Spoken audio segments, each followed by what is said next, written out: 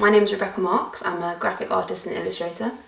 You may know me from Instagram or from real life. I thought it would be a good idea to do a series of sketchbook tours as a way to kind of introduce my art and kind of my development as it stands up until this point. So I'll be starting with my high school sketchbooks and then moving on to ones which I've done more recently, ones I did at RISD, and things like that. The one I'm showing you today is an exam sketchbook. It's from when I was like 16. I was doing GCSE art and it got 100%. So it basically like fulfills all of the different elements that a sketchbook kind of, I suppose, needs to, even though it's totally subjective and a sketchbook can be whatever you want it to be. But I thought this would be a good place to start because it's the earliest sketchbook I have that I'm willing to like show to people. And yeah, so let's get started. So this is the first page.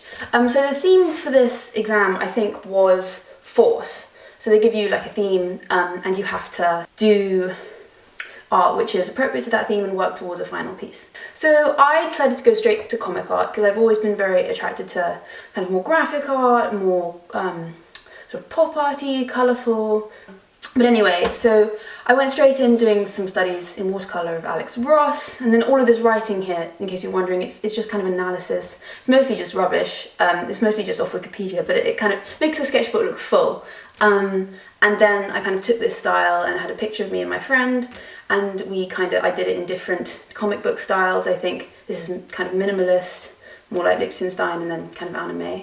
Then I did another study, this time in Copic markers, which I used to use a lot and then I didn't use for a while, and now I'm really back into, and that's what all of my alphabet sketchbooks have been in. So yeah, here's a study of another Alex Ross Avengers, and then I linked it sort of to Lichtenstein and pop art because it's good, I think, in these exam sketchbooks to link it to other artists. So yeah, that's the first page, very bright, very colourful. You kind of want it to open on a bang or a pop. So yeah, next page. So I kind of moved from kind of comic art into Japanese art. At the time I was very into anime and manga. I mean, I still am, but I was really into it at this time. And especially this one called Holic, which this character is from. So I thought, you know, comics to manga was quite a kind of natural progression.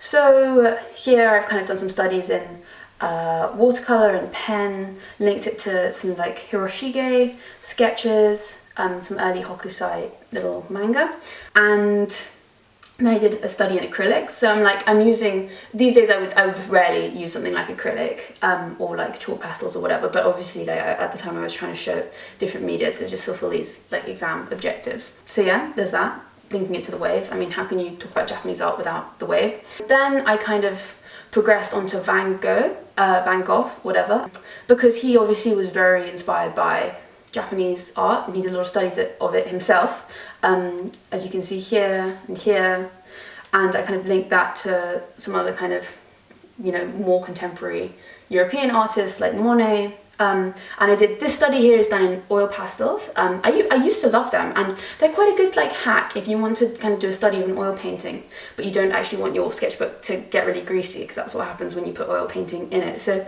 oil pastels and then spray it with hairspray, and it is completely fixed and won't rub off on the page opposite it, and it has a nice kind of gloss to it. So this is obviously, I think, one of his drawings of cypress trees. I really like this page, I like the colours, I like the title, I like the way it's divided into just like study and analysis. So yeah, I think this is a successful page.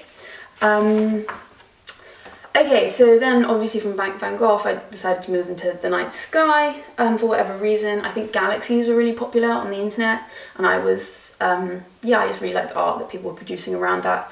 So I obviously did Starry Night, then an acrylic study, then some experiments with, I think, watercolours and just watercolour paper, dipping them in different colours and seeing what kind of patterns emerged, and then going over that with sort of acrylic paint, chalk pastels, the kind of thicker, more opaque kind of mediums which you can overlay. So I think this is where I was kind of beginning to move towards my final piece, and I decided I kind of wanted this kind of aesthetic as the background.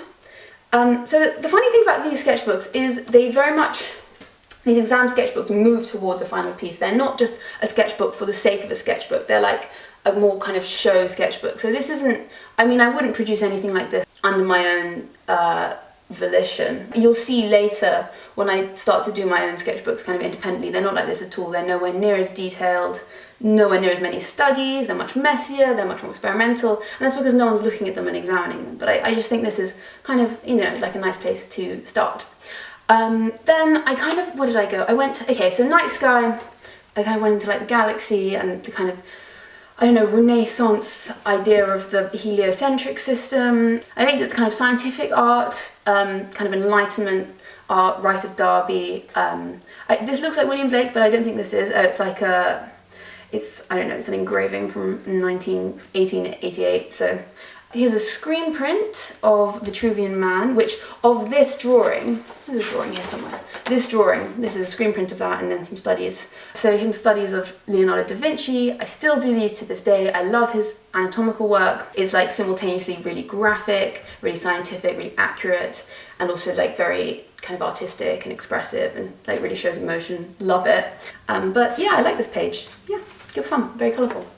So moving from science to kind of man and machine, kind of the idea of like, I don't know, automatons and robots, that kind of thing. So I have Leonardo da Vinci's flying machines, that's kind of where I started.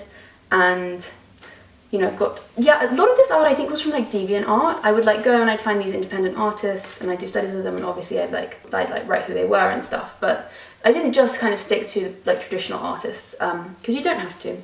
And so yeah, I think this is a watercolour study of someone from DeviantArt, some pencil study, charcoal study. God, I haven't used charcoal in ages.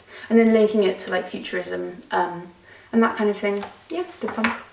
So I think the sketchbook kind of loses momentum at this stage. I think everyone else had filled like half a sketchbook in the time that it had taken me to fill like 6 or 7 pages. So I started kind of rushing through it a bit. I really think sketchbooks are about quality over quantity. I don't think there's any point finishing a sketchbook for the sake of it. I have so many sketchbooks which are like 5 pages and then nothing else.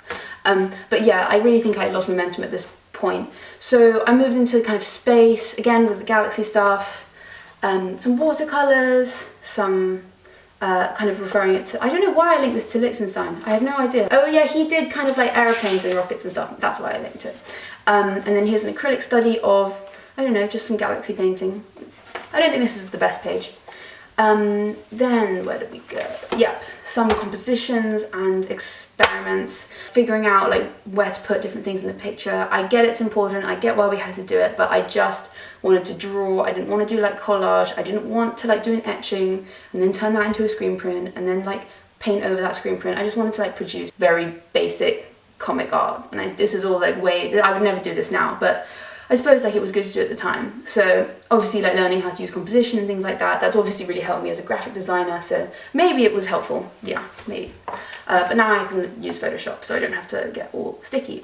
I wanted there to be clouds on my final piece because I knew I wanted to have a sky in it, so yeah, here I have a study of, this is either Chinese, this is Korean. It's a Korean dragon with some clouds, and then some awful like chalk pastel, some batik, which I always hated. I hate any like greasy media, oil paints, batik, just not for me. Some studies of some clouds. I doubt those were first-hand studies. I was constantly lying about that in my sketchbooks. Here I was talking about like fantasy art, right? Things which aren't kind of studies of the real world. Got Hieronymus Bosch, William Blake, Goya, artists who now like are probably among my favourite artists. So yeah, I was just looking at clouds, the ways, you know, what kind of media I kind of preferred doing them in, and I came to Copic markers because at the time I was really, really into these. Yeah, so, oh yes, don't vegans look away. We had to do some first-hand studies and I had really neglected them up until this point in my sketchbook. We had this dead pheasant and I just did drawings of it because I didn't have any figure drawing, I didn't have anything like that, and I was like, you know what, I want to put a bird in my final piece, and maybe this is a good way of me doing studies of wings, because at the time I really didn't know how to draw wings, and I think I'm better at it now. I've got a couple of studies here, and chalk pastels, felt tips, that's felt tips. And then some kind of more graphic studies of birds. I think this is like Chinese art, and then I'm doing some thumbnails for my final piece, and then I was kind of moving into my final thoughts for my final piece. I knew I wanted the kind of sky as a background, the clouds.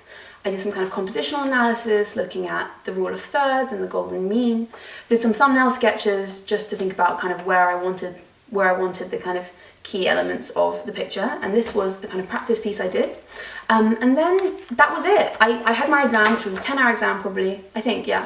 And this is just a photocopy, but this is the real size. It was relatively small. Most people did like A2 and larger, and they did paintings. I did like an A3 Copic marker drawing, but it obviously did fine. I have it, it's not here, but I have it framed somewhere.